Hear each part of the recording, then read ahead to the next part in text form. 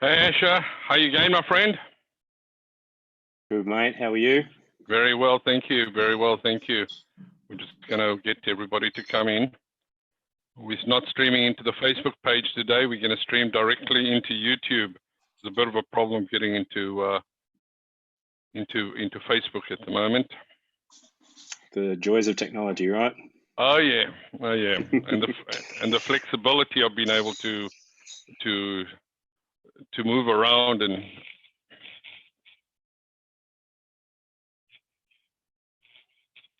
Yeah, I think the most important thing with technology is being able to adjust and roll with it when you do get these hiccups, isn't it? 100%, 100%, 100%. We'll just wait for everybody to come in.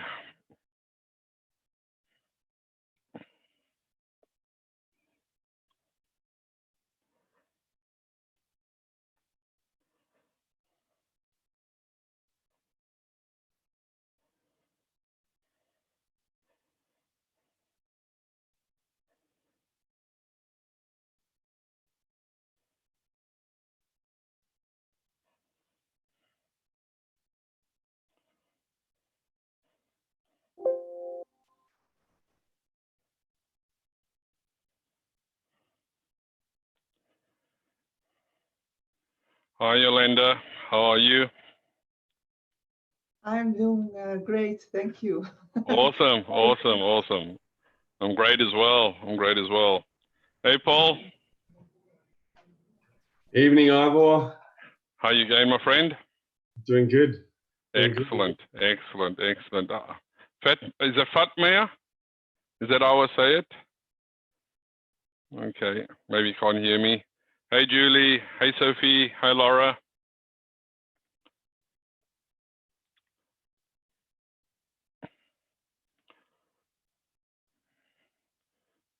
Okay, we'll give it a couple of minutes and we'll get going.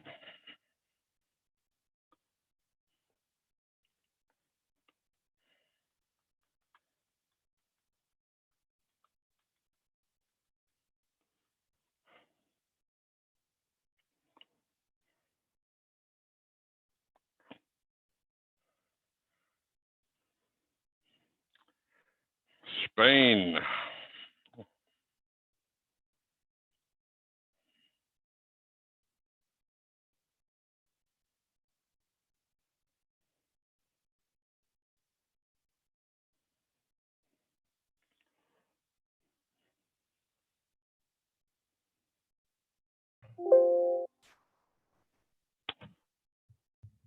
Okay, hey, from Dubai.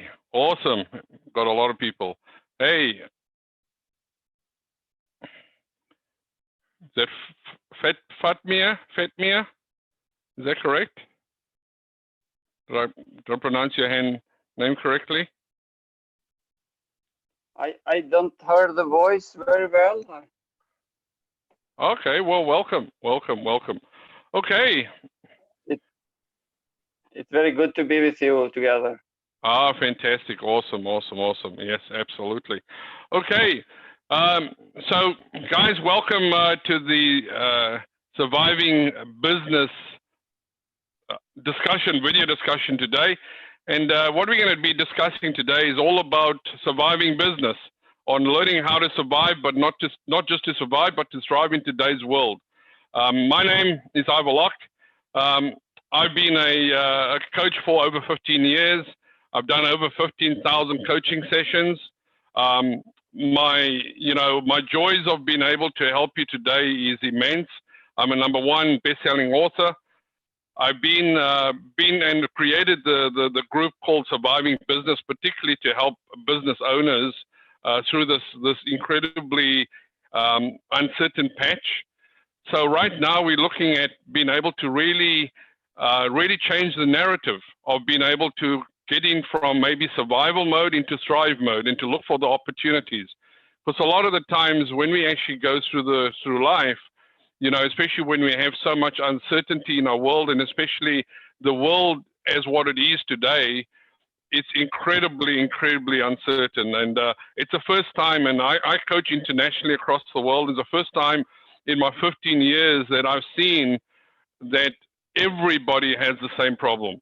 Whether you're in Australia, whether you're in Spain, whether you're in Germany, whether you're in Austria, Italy, France, US, it's everybody is having the same problem. So right now it's really just about getting the collective going. And really, this is a discussion, a video discussion. I know quite a lot of you already on this call. So I really want to lead you through in being able to really start asking different questions of yourselves. We could all sit here and I could speak all night, but in reality, coaching is not about me speaking all night. Even although I do enjoy doing that, and most people will say, well, Ivor, it's about time that you keep quiet a bit, in a way. However, if it was just me being able to speak all day, I think that's helpful to a degree. But I'd like to be able to hear from you guys. So what's going on in your part of the world? How do you perceive what's going on, and what are some of your fears, in a way? So why don't we start off with that tonight and open up this group discussion where we can actually really understand what's going on in the world at the moment. We also going live onto YouTube at the moment. So if anybody wants to send off a link, it's in the Surviving Business group chat as well, and also in my own feed. So if you have somebody that you want to watch it, but they don't want to join the Zoom call, you're quite welcome to send them the link as well, in a way. So why don't we just ask the question at the moment? What is your perspective on it, and what do you see? About what's happening today, in a way. So who'd like to go first? Who's got their hand up? Who's keen to have a conversation with me today, in a way? I can start first. Absolutely. Anybody. I can start first. Oh yeah, sure, absolutely. Please tell us where you're from and what's your situation at the moment.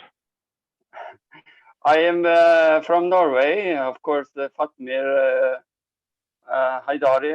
I am Albanian Icelandic citizen, and I have almost 20 years experience from different kind jobs, United Nations, President Office, security, business, economy, sales, and everything. Well, I think the situation right now is it's in my point of view, according to our education, experience, personality, and how we understand because the business and education, we are going to the new transformation and to new technologies, and we have to think the different like we have think before. Yeah, absolutely. 100% agree. 100% agree. We got to embrace technology, and we can't think like we have before. Things are 100% going to change as well. And what do you think your biggest fear is? Well, I have followed yesterday a little bit. It's everything I say again about our personality and how we look forward, and even each of us, are we afraid to take a chance for the new opportunity, and of course to survive the business faculties and everything. What can we move forward? Yeah, absolutely. Well, we got to break through that fear sometimes, isn't it? In a way, and as I always say, if it's real fear, if it's something that is in front of you, somebody attacking you with a knife or gun, or an animal attacking you, that's real fear, in a way.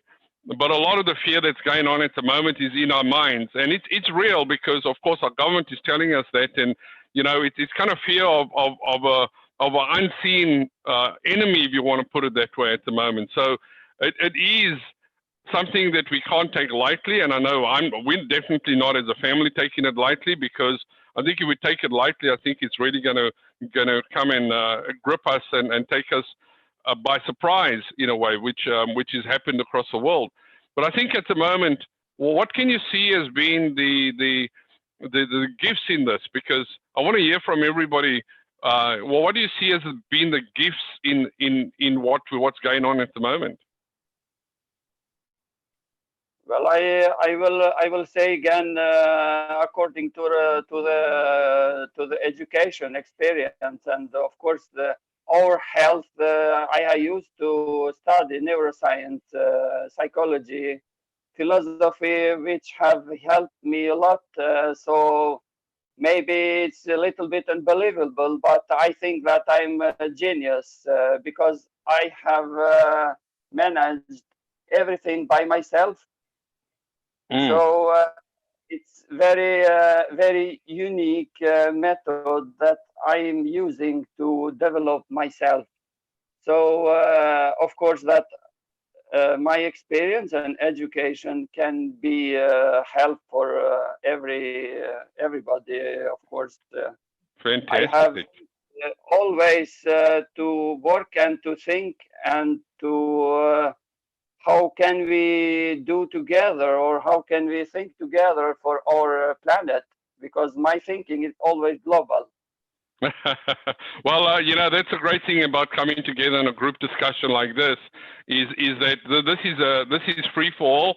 Yes, it's going to be group coaching in a way, but it's more about being able to really understand what's going on in the world, and being able to maybe think about new ideas about how to use the gifts that's with us, and also about being able to think about how we can actually find new opportunities. So I know, Asher, thank you very much, Fatmir, and it looks like you've got some beautiful sunshine there in Norway at the moment. Asher, you were going to share with us something about how do you see things at the moment? Yeah, thank you again, Ivor, and Shane's not on the call today, but thank you to him as well. Like, I just have to say, I've been on every call since the first one with Peter Hedge, and these have all been amazing, and it probably has been really influential in what I'm about to share as well. And I guess for me personally, as much as I don't want this to come across the wrong way, I'm super excited about everything going on in the world at the moment. I'm a trader in stock markets, as well as I have my own business, and all I'm seeing in front of me right now is opportunities. And I guess there's not a lot of fear in me, but if there was some fear, and as greedy and as bad as this may sound, the fear that I do feel is probably fear of missing out on being able to help people. That my message that I'm trying to put out there at the moment, because I've very much taken the approach that right now is not the time to be trying to really push and sell your services, but rather to be helping people. And I guess for me, it's about trying to get out there and help as many people as I can right now, because like you've said and others have said on these calls, there is a lot of fear out there. People are uncertain, they're unsure, and they don't know what to do and where to turn. And because I don't feel that way, I really need to make sure that I'm getting out there and sharing that, because that's can be a turning point for people. And I mean, I know I've had conversations with my clients, and just having those conversations to say, hey, how you going? This isn't like a sales call or anything like that. I just want to see how you're going and how you're dealing. How's your family going? And my clients are loving that. They want to hear that. They want to have that connection, that personal connection, and just know that I'm there, that our business is there for them, regardless of what's going on in their business. And yeah, I think that's the most important thing. And like I said, you've mentioned it, and others have mentioned it on the calls over the last week or two, that just the fact that we're coming together and connecting, that's the most important thing that we can all be doing right now. And looking for opportunities, and there is so many opportunities, and thrive at the moment, because there is opportunities out there, and a lot of those opportunities may not be profiteering or profitable opportunities right now, but it's about how you can take the opportunity to reassess your business, evaluate your business, and make sure that your business is in the right place to move forward and to continue and grow and be able to you know, at very least survive all this stuff that's going on at the moment. So yeah, look, like I said, for me, I'm loving these calls. It's been super motivating and encouraging, and I, you know, I'm trying to share this with everybody that I know, and just I'm taking a lot of notes on all the calls, and I know you've seen some of the posts I've been putting out lately, and you know, I'm just taking the information that I'm getting from a lot of these calls and sharing it and trying to get it out to as many people as I can, because I think people need to hear what you know, you're sharing in these calls. So like I said, big thank you. I really, really, really appreciate this, Ivor. And yeah, I think that's pretty much everything. Yeah, no, thanks very much, Asher. You know, and you're quite right. I mean, the whole thing right from the beginning, when we started all of this, was really to help business owners that you know, it's not in the first couple of weeks, strangely enough, that people will sometimes struggle, and I'm aware of that in a way. But you know, I always said we need to get onto this really, really quickly, because if we don't actually build resilience now with business owners, they don't see a track record of resilience and of different people, not just myself, because a lot of the times, you know, you can come to a call with Shane and myself. However, the thing is, what actually happens a lot of the times is that, you know, it's just the two of us, or just sometimes just me alone. So, but if we actually have guest speakers and actually have a different narrative from different people across the globe, I think it really, the collective messaging is much better in a way. You're quite right. The people need to find out about this, and you know, I'm speaking to different people at the moment, and actually nobody knows how long this lockdown is going to go for. I mean, you know, we could be in this for the next month. We could be in this for the next 3 or 4 months in a way. You know, but we can have a look at China, and China kind of been in this for 3 months. So we take that as a bit of a measuring stick. I think we're going to be in the space for at least 3. So maybe by the middle of June or by the end of June, we should come out of it. And this is different across the globe as well, in a way. So at the moment, anybody else got something to share about where they are, what they see of the situation right now? Well, what's the situation in your world like? And please feel free to share. Hey, Ivor, it's Naeem online. Hi, Naeem. How are you? Excellent, doing good. So yeah, Fantastic. look, I think it's been interesting. I'm based out of Dubai, but cover a very broad region for the company that I work with, sort of China, India, Middle East, and Africa.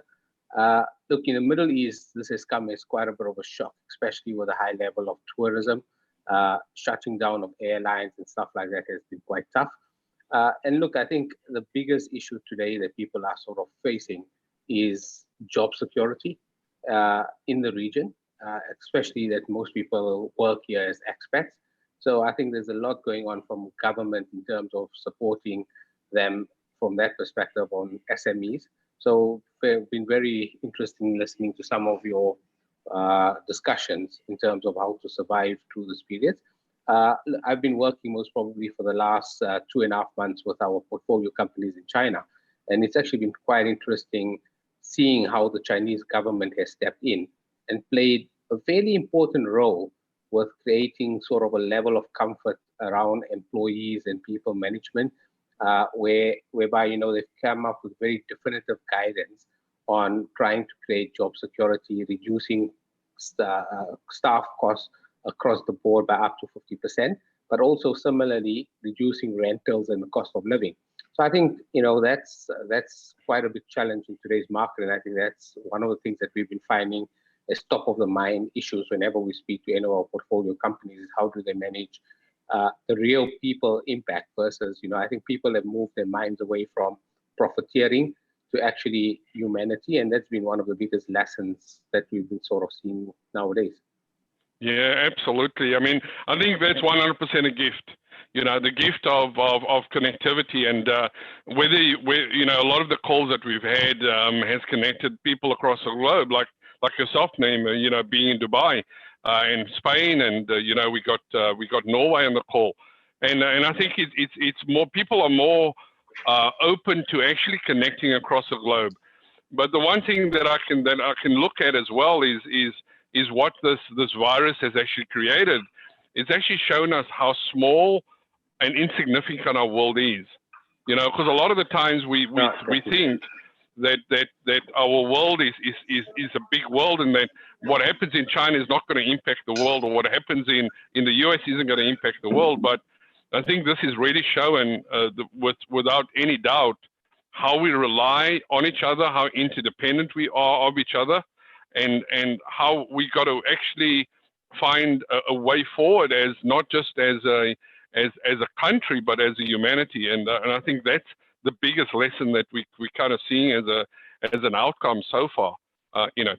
So tell us a little bit more, Naeem, about, well, what are some of your fears? I mean, I know that you've been doing a lot of work in China, but what are some of the fears that you see that this might result in, or do you only see that this only can be a positive coming out of this?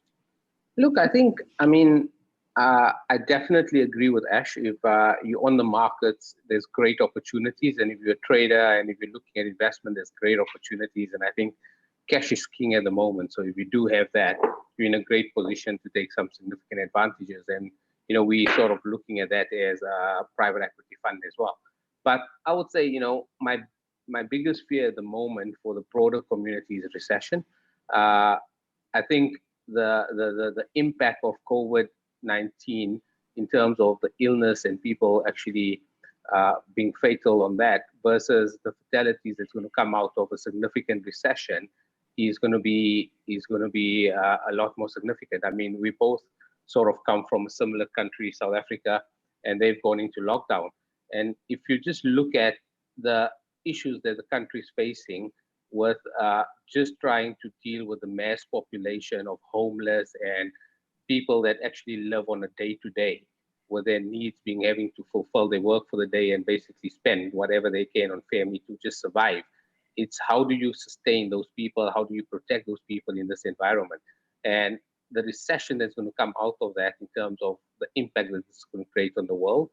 And I think that for me is the bigger concern, you know, when we're sort of looking at a broader spectrum of what we can do for communities and peoples. And I think this is where the World Bank and the likes of IFC are starting to come to the party, because that's the bigger realization, is that how do you protect that? And I think, you know, China have done a great job in terms of controlling mortality rates, controlling the spread of the virus. I think Africa, by and large, India, are countries where this is going to be very difficult to control if it is as significant as it can be. And you know, the impact of this is going to be quite significant unless it's, you know, it's controlled to some degree. And that's my bigger fear, is the human impact across the world. Yeah, most definitely. I mean, you know, in reality, we haven't really seen much growth of the virus in India or South Africa, and that is a great fear that I have, because, you know, I know that more than likely the numbers that are shown every day is probably under what they should be, and they're probably multiplied by 10, because more than likely they're actually not spending the money to test the people, and they're just letting them, of course, you know, they're saying, well, they have pneumonia, they have the flu or something like that. But it's going to be interesting when we can actually bring out an easier test and people can be tested as well. And that's a very interesting one. Thanks very much for that, Naeem. Greatly appreciate your input to that. Anybody else? Any thoughts, you know, about what's going on at the moment?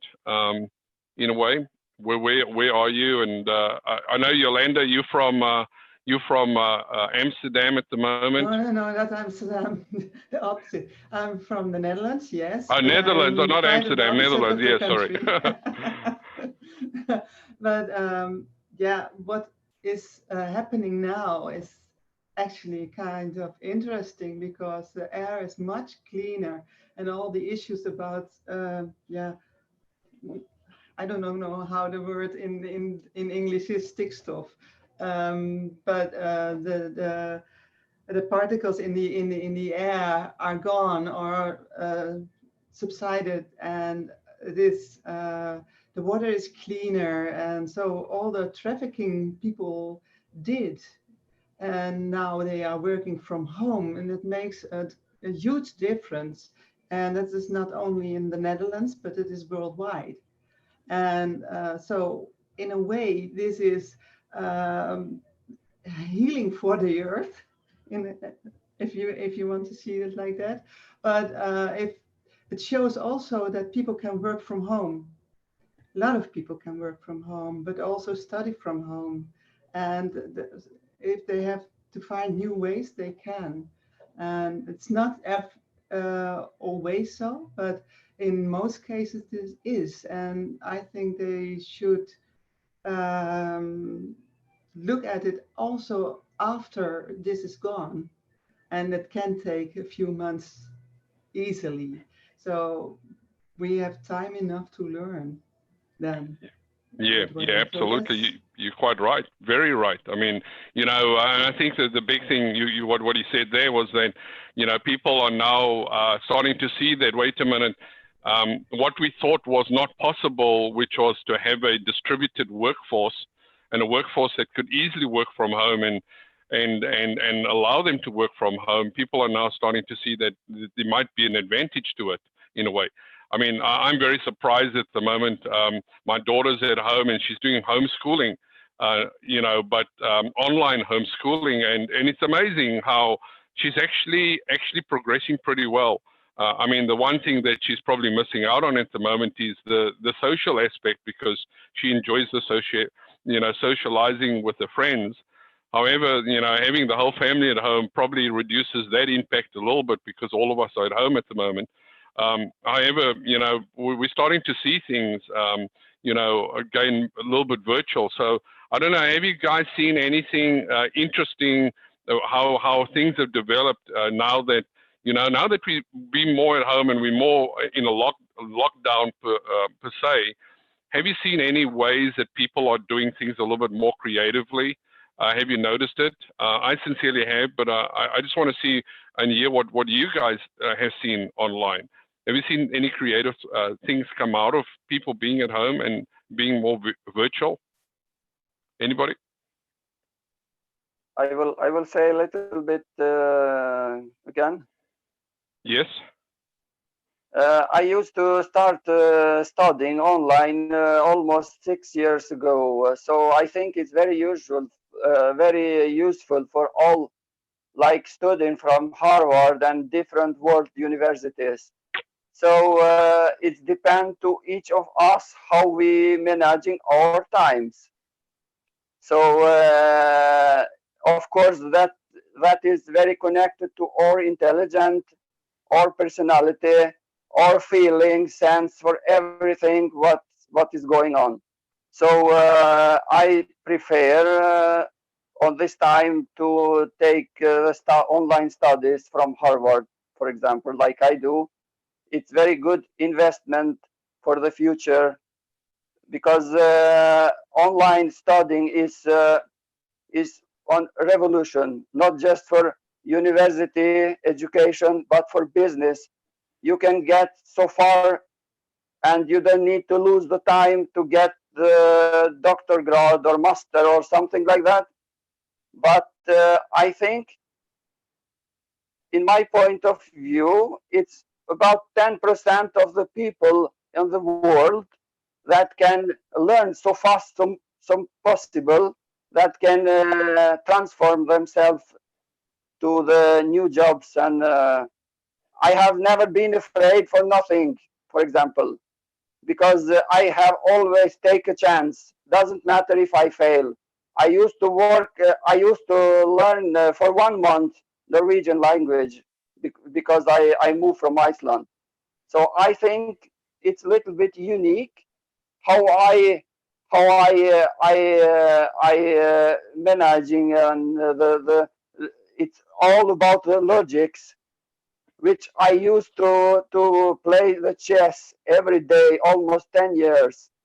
It's all the connection in the brain that it's important for one human being, and everything, how they think and how they plan. Sure, absolutely, 100%. Well, it's a great opportunity to learn, and 100%. I think that this is the big thing, is because we don't actually have the time to go out. We don't have the time. We might have the time to exercise, but right now it's a time to build, and it's to look forward. It's to look forward to what's coming. You know, I always say to my clients a lot of the times, it's really, you don't let go of the dream. Keep the dream, because the dream is what's going to pull you forward. The dream is what's going to get you through this. Because as soon as we look at reality, and as soon as we look at what we can or we can't do, that's going to leave us very locked in where we are right now. However, if you decide that actually, wait a minute, I'm going to look to the future, and the future is this is what I want to create, then that is what you will create. And I sincerely believe that the world that we knew, 3 months ago, is definitely not going to be the world that we're gonna have when we come out of this, in a way. And I do believe that this is the world's way of being able to cry out to us that actually we're neglecting humanity. That makes sense? We're neglecting humanity, and I think, in a way, I think it's going to be a small group of people that's going to have profound impact on the world. That's going to say, actually, we can live differently. Where we can appreciate the fact that actually our differences is not an issue. It's actually a gift.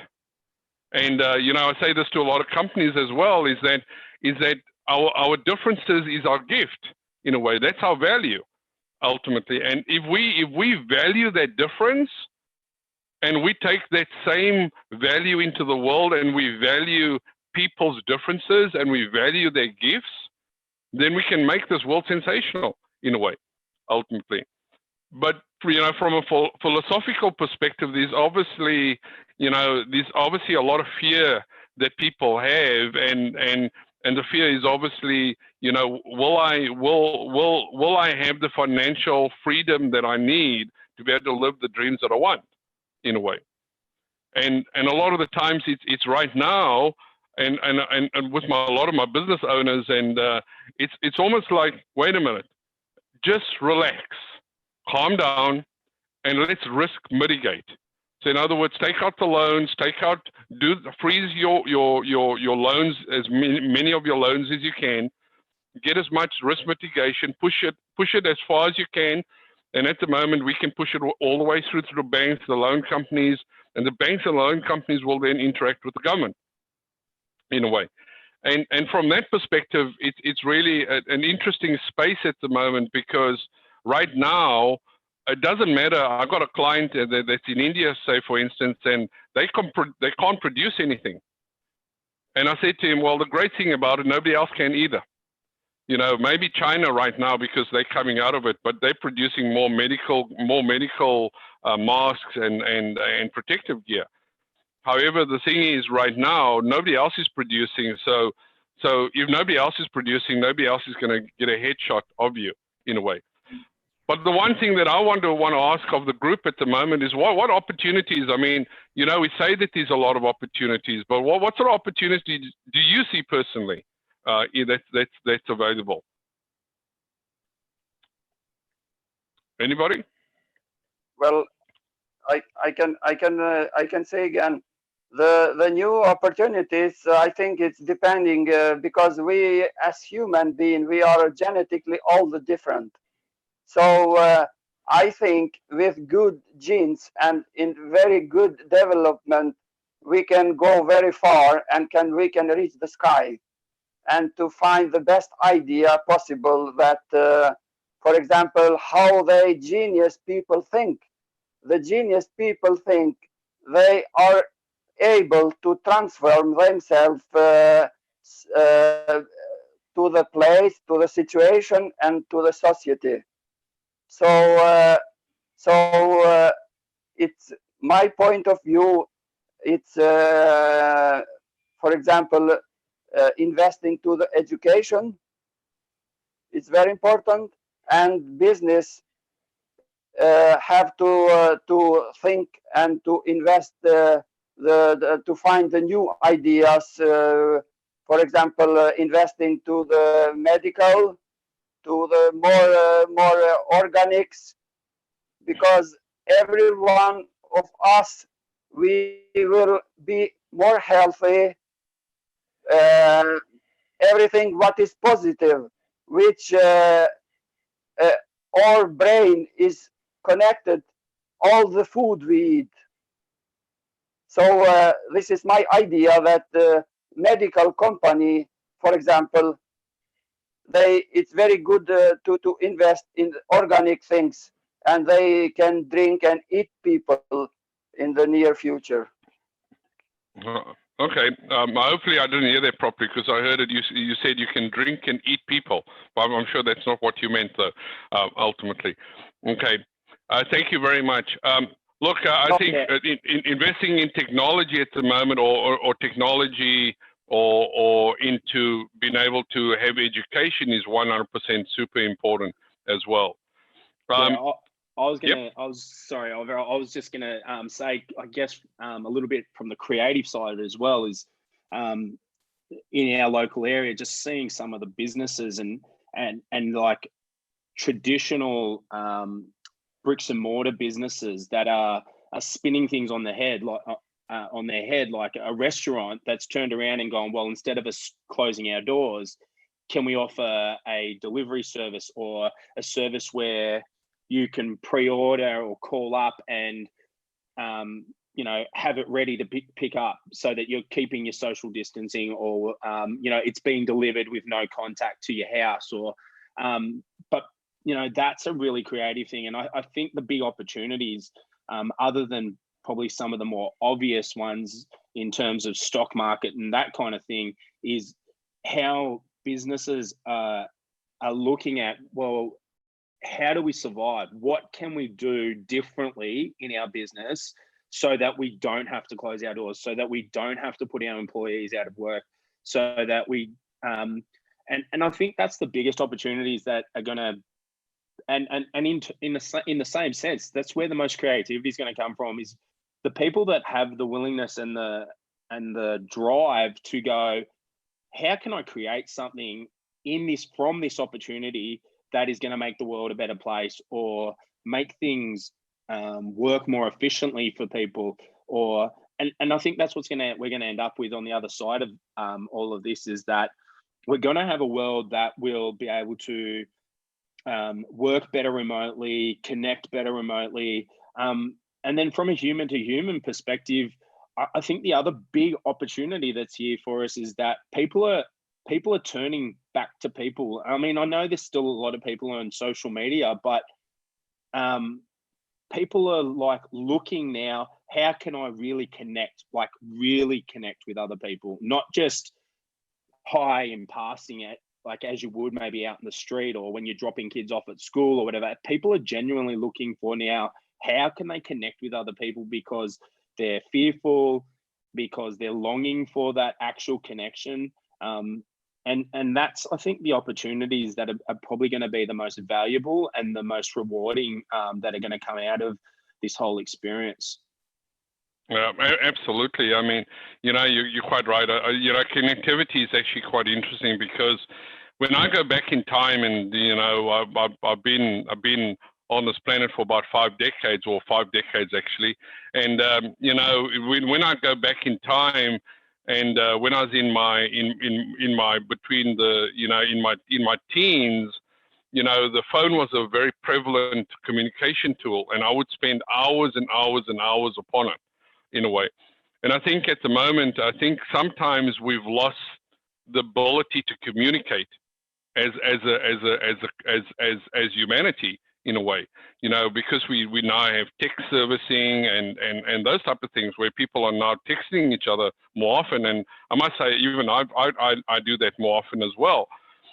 We don't seem to be able to communicate as well. But the thing is, in a way, I think, what we're doing right now, even with you being able to see my image and a real live image coming through onto your screen, I mean, this is like really crazy for me. I mean, when I was growing up, I used to watch James Bond, and I used to think, man, that's amazing, you know, and now we can do it. I mean, you know, I've been in business now for 15 years, and I can tell you something now that 15 years ago, I couldn't do this in reality.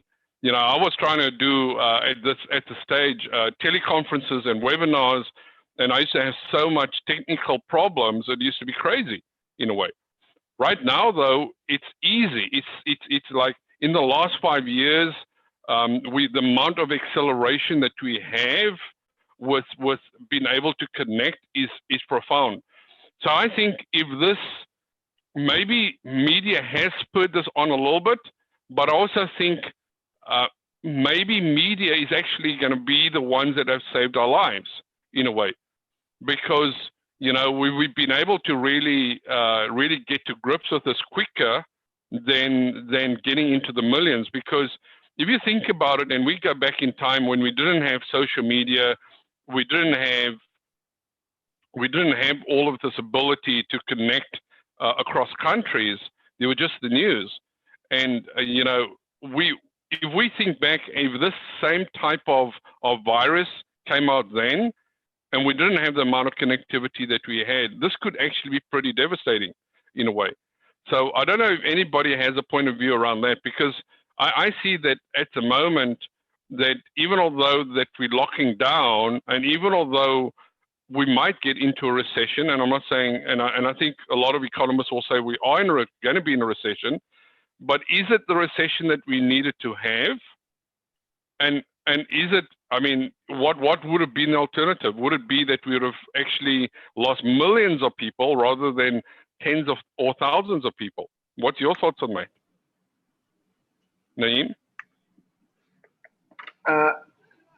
I couldn't agree with you more, Ivor. I mean, without a doubt, if we were in the same situation maybe 10 or even 5 years ago, with the level of technology, the ability to do VoIP, I think this whole principle of online remote working would not have been available. I think for schools and for universities and education, it also would not be. So I think productivity now definitely is at a different level to what it would have been if this did not exist. So 100% agrees that the ability to do things remotely now does help us to a large extent, and I think it will change. And I think to some degrees, every now and again, the world needs a bit of a reset button.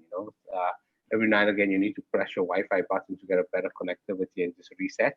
And I think this, to some degree, is that reset button where people are self-reflecting, understanding what is more important to them, and the people factor and human factor is becoming more important. And I think again, the environment, the fact that companies that were stuck on the fact that people need to be working from 8 to 6 or 8 to 5 and see people sitting in the office, this is going to be a real test for them to see their productivity and things can still work, worth creating less, carbon and all of these kind of things.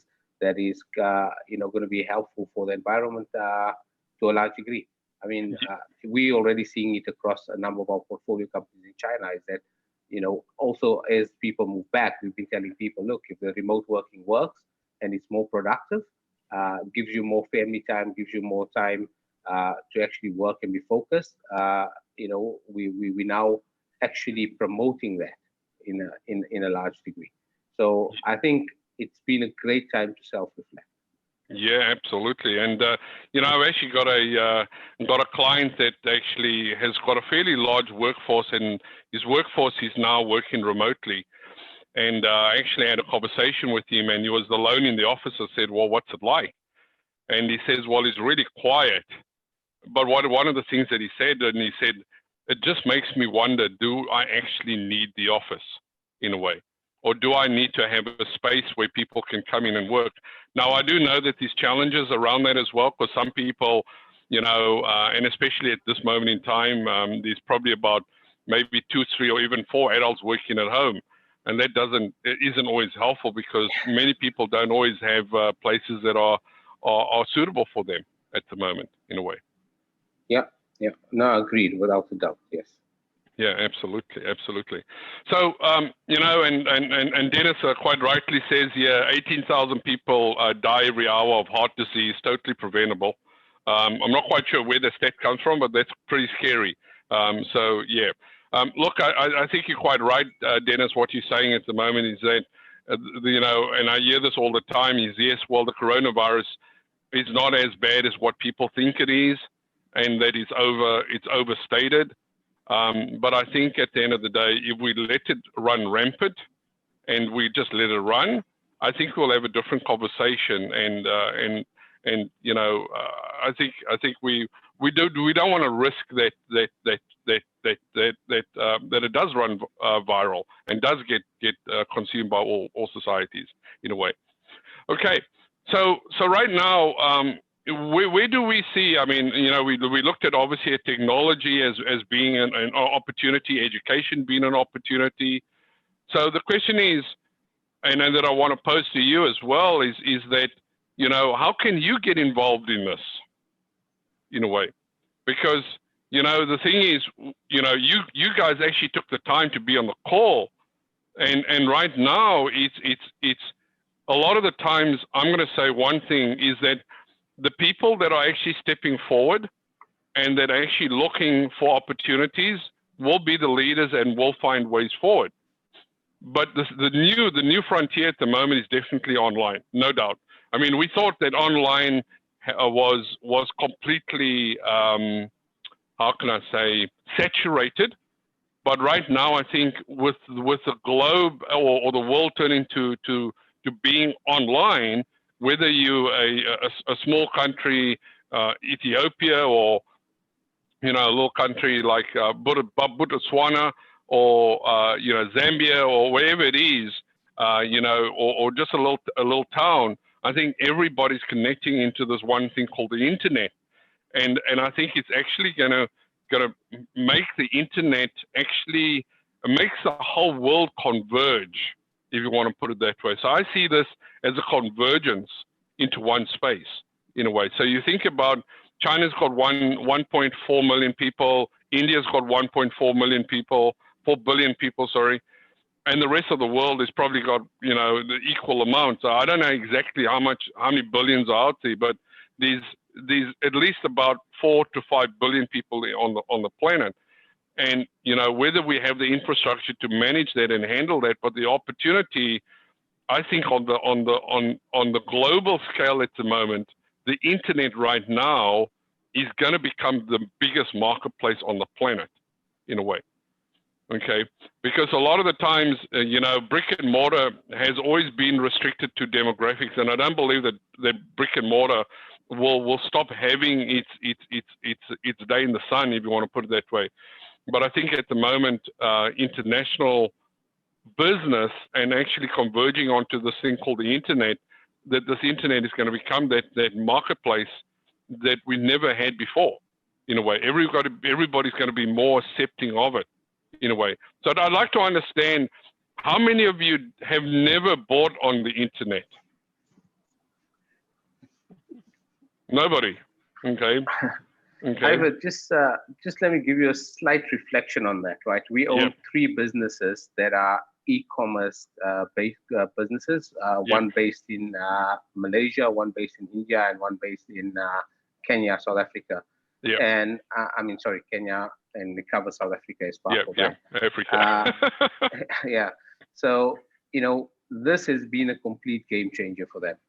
You know, we've been seeing growth rates in the last month where they're going 300-400% growth from where their base was. So amazing growth coming through from that. And the number of applications of people now wanting to learn or actually transacting is significantly increased. So your point is perfectly spot on, is that I think people behavior is going to change, and this will change how the world operates. Absolutely. You know, and you know, one of my business partners and mentors, which happens to be Jeffrey Hazlett, and Jeffrey Hazlett is, if anybody doesn't know him, you know, he ran the #1 business show on Bloomberg. He's a National Hall of Fame speaker, and he was the inspiration behind behind the Celebrity Apprentice with Donald Trump in a way, and Donald Trump and him are pretty good friends still. However, the one thing that he said was that, you know, the speaking world, and he makes you know, nearly $4 million from just speaking every year. And one of the things that he said was, Ivor, he says, I don't think that the speaking world will be quite the same as what it used to be, in a way. He says, you know, people now have more accessibility to be able to recruit actually much more younger talent, and the pool of talent is a lot higher as well. And they can now, because of technology, they can stream people in from across the globe. In as much of what I'm doing right now is that, you know, we're streaming across the globe, but I mean, it's so easy to bring somebody in. Last night, we had somebody in from Ireland.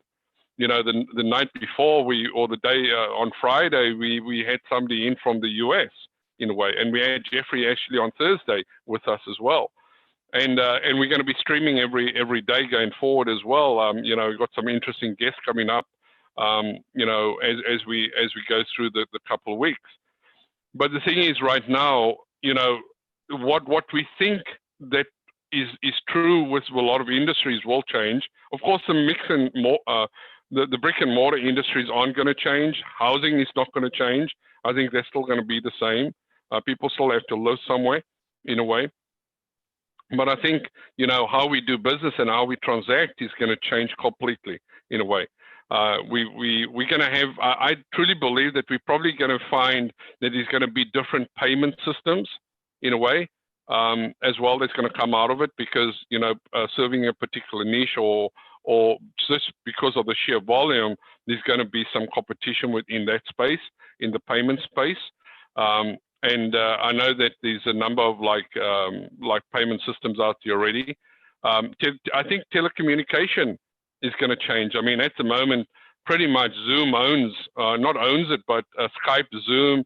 There's only a couple of really big players in the marketplace that does this, what we call direct contact, you know, real-time conversation. So I think there'll be some interesting players coming out as well, and actually saying, wait a minute, there's an opportunity to invest in this type of technology as well, in a way as well. So I think it's going to be very interesting. So yeah, does anybody have any questions for me, in a way? Before we've got about 8 minutes before we wrap it up, but if anybody's got any questions, I'll gladly answer them. Okay, well, I've got a question here. My observation at work management is more on the side of chaos management and reactive, and not really proactive opportunity management. Okay, so that's more of a statement that. So what is the actual question though? If you can come back to me on what is the actual question, I'd happily answer that in a way. But how have you seen? Okay, thanks, Neem. So in reality, when we really have a look at looking at the world and what we can actually do to be able to make progress, what kind of opportunities can you guys see, in a way? Well, I will say a few words again. Yep, sure. I prefer companies to look for the new talents, as you told before, because they have a lot of opportunity to like. I have 2 kids, and they are very intelligent, and they almost I think that if they are learning some programming, which is 14 years, that they can use in the company, then it can be very useful. They don't need even to go so far in the studying, because in the time that we're living, we don't need to take 20 years education. We have to think very fast, to learn something fast, and to use it in the companies, in the business. So the technology it's positive and negative. It's up to us how we use them. I say to my kids, you have to deal with reality to be prepared to in the future every time. Like I was thinking like I'm child. Sure, absolutely, you're quite right. I mean, I look at my daughter and the speed that she learns is so rapid, and you know, and it's very interesting because at the moment technology is actually allowing her to learn faster in a way, you know, and I think the one thing that when we first thought about technology. And, you know, I come from an electrical engineering background, and, you know, I'm a Microsoft certified systems engineer and came back in the before the 2000s. And it's actually quite interesting, though, because as we look at technology right now, technology is you know, was supposed to slow things down. Okay. You know, humanity was supposed to slow down in a way. However, I truly believe that technology has actually sped things up. You know, now when somebody sends an email, they want a response. They send a text message, they expect a response. They make a phone call, they expect you to pick it up in a way. You know, I had somebody that sent me an email, and you know, when you send me an email is kind of like, you know, it's kind of like a text message for me, then a phone call, and then an email. That's a kind of order that I prioritize everything when it comes to what I actually action, because you know, if you want to get hold of me, just text me in a way. It's faster, or make a phone call because I'll actually listen to it. However, the thing is, I think it's really important that in today's world, that we actually make time to slow down as human beings. Know what I'm saying? We got to slow ourselves down. And I know it sounds really, really, really crazy in a way, that we got to slow ourselves down, because if we don't slow down, we miss the opportunities. Okay? Now, I'll put this in a different analogy, and this is sometimes, I think, where people miss the opportunities in life, okay? Because if I had a car and was capable of doing 300 kilometers an hour, and I needed to travel, you know, an hour's drive, for instance, and I went really fast and I drove 300 kilometers an hour, okay, how much do you think I'll see on my left and my right? How much do you think I'll see? Yep. Anybody guess? I'll unmute all of you. Yep. Maybe that wasn't a good idea. Okay. So pretty much in reality, when we really have a look at when you're actually driving down, how much do we see? Pretty much nothing in a way. Okay. However, if we slow down and we actually slow down to say 5 kilometers an hour, how much do we then see? Something to think about on this one, because a lot of the times right now we're trying to process so much, and we're trying to do so much, but the one thing that we're not doing is slowing down and looking at what's actually happening to us right now, in a way. Thank you, Dennis. You're still driving. That's good. Still at 5 kilometers an hour, which is great. Okay. But in reality, if anybody has been off and done an African safari, they will know this is true. One of the things, if we drove through the parks at 100 kilometers an hour, or say 70 miles an hour, we wouldn't see much. We wouldn't spot many animals, in a way. However, if we slow down to really cover the distance incredibly slowly, what we'd actually notice is so much more, in a way. So the one thing that I would say that if you guys are looking for opportunities right now and you want to change things in your world, you've got to take time to slow down in a way, okay?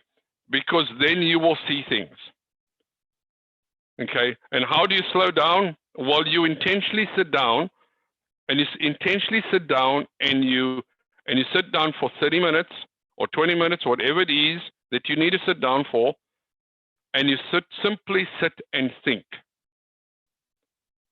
Okay. Now, what comes up in your mind, it doesn't matter. But you're actually thinking in a way. Because right now we have to get into that space of being creative. We have to get into that space of looking and seeing opportunities that we haven't seen before. And the only way that you're going to see opportunities is by sitting down and thinking. Okay. If you don't sit down and think, you will not see it.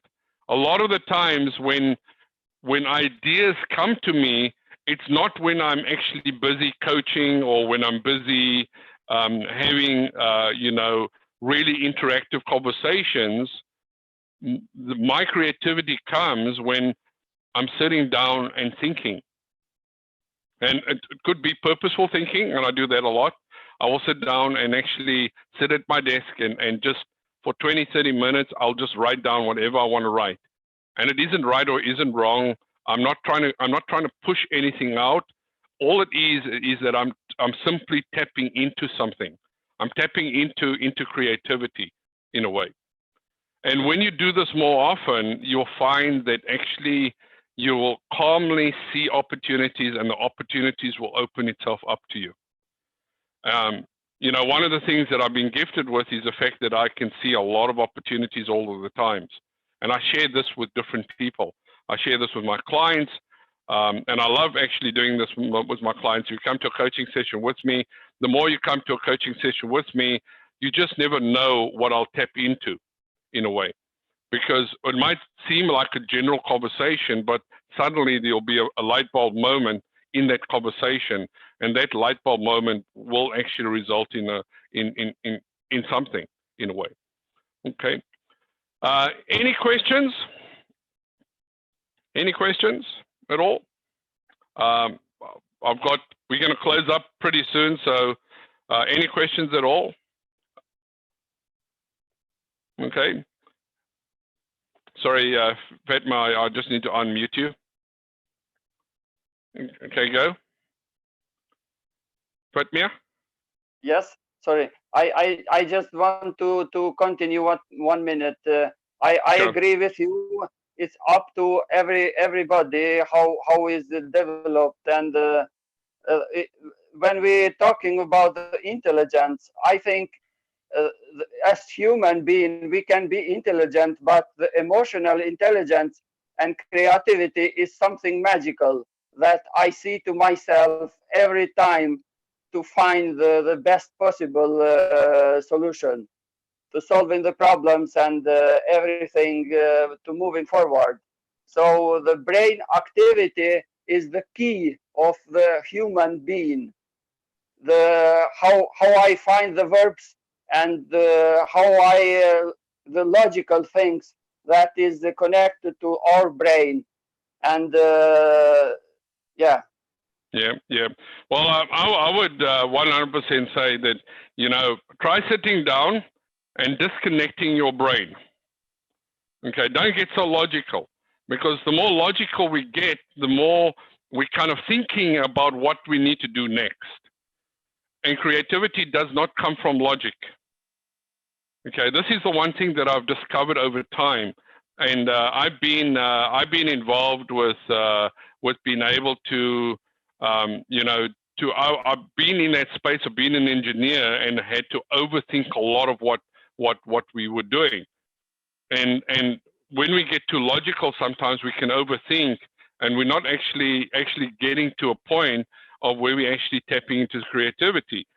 So a lot of the times is take the time to think, but not just to think logically, but allow yourself to tap in.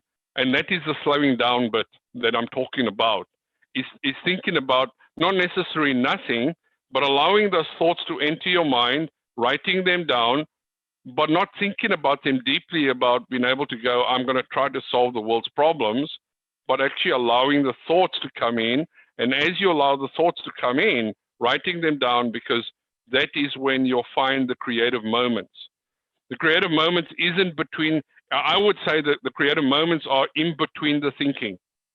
We think about something, we get distracted, and then we have a moment to pause. And in that pause, sometimes that's when the creativity will come out, in a way. So I have a mentor, which was Bob Proctor, and he always said, you know, creativity will come when you least expect it. It's not sometimes there when you're actually having to think about it logically. But a lot of the times, because we're so bombarded with technology and information, we've got to slow ourselves down. And we purposely got to do that as human beings, in a way. So guys, you know, I want to thank you very much for coming to this call. It's been, you know, been really great to have you on it, and hopefully you got some value from it. You know, got some really great input from Naeem, actually, and I'll actually be interviewing Naeem. He works for a really large financial institution in Dubai. And it was so great that he could join us and have this interactive conversation. But I'll be interviewing later on as well, and he's the chief financial officer, and it's going to be really interesting to hear from him, especially because of the way that they have connections in China and the Middle East, which will be pretty amazing as well, in a way. So everybody, a huge thank you. Thank we you. Look forward. Thank you, Ivor. Thank you, Laura. Thank you. We really thank you. Ivor. We thank you. Join us again tomorrow morning. We have Mark Boundy on, and at 7:30 a.m. Please come and have a look at the Surviving Business Facebook group, and we can go from there. Okay, everybody, I wish you well, and be safe and stay at home. Goodbye. Be amazing. Thank you. Goodbye. Bye.